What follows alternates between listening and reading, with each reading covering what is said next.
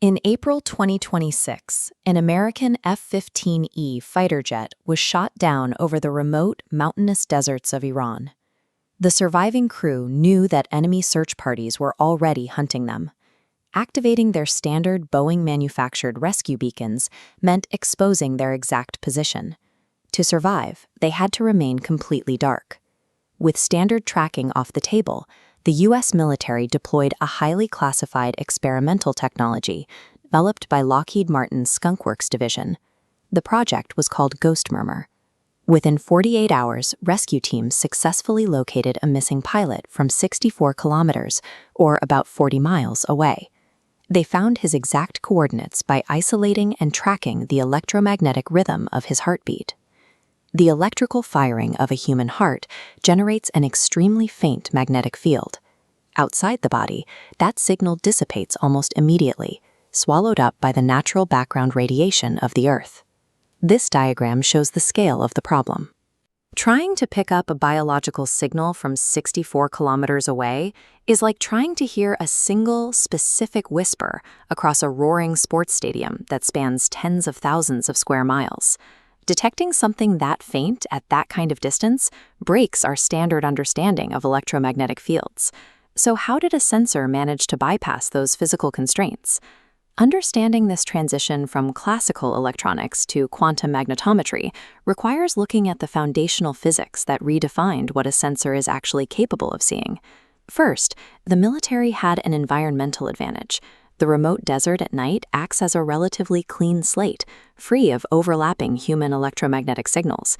Any static that did exist was filtered out by artificial intelligence trained specifically to isolate a heartbeat.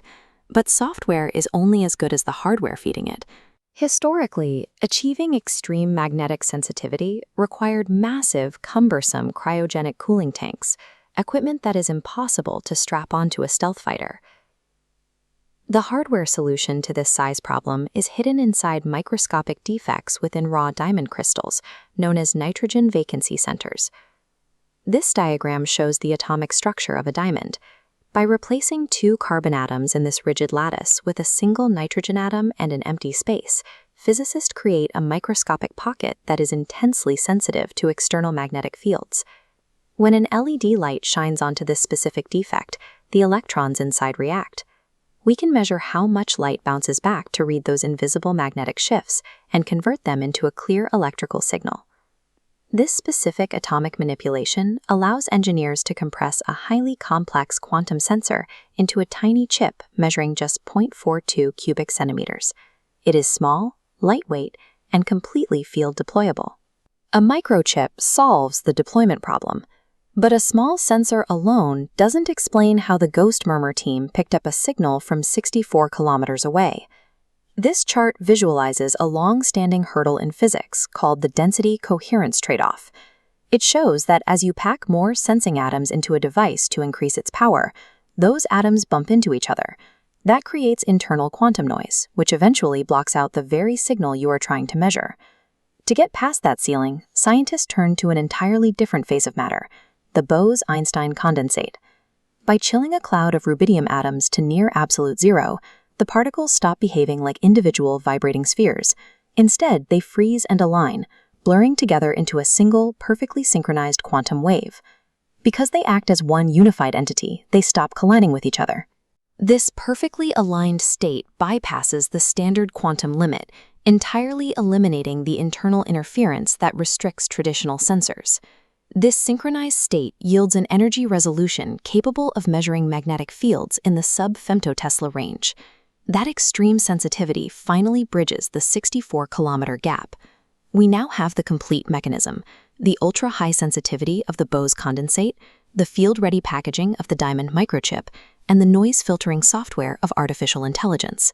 Layered together, these tools enabled a search aircraft to look straight through 64 kilometers of rock and sand to isolate the specific electrical rhythm of a single human heart.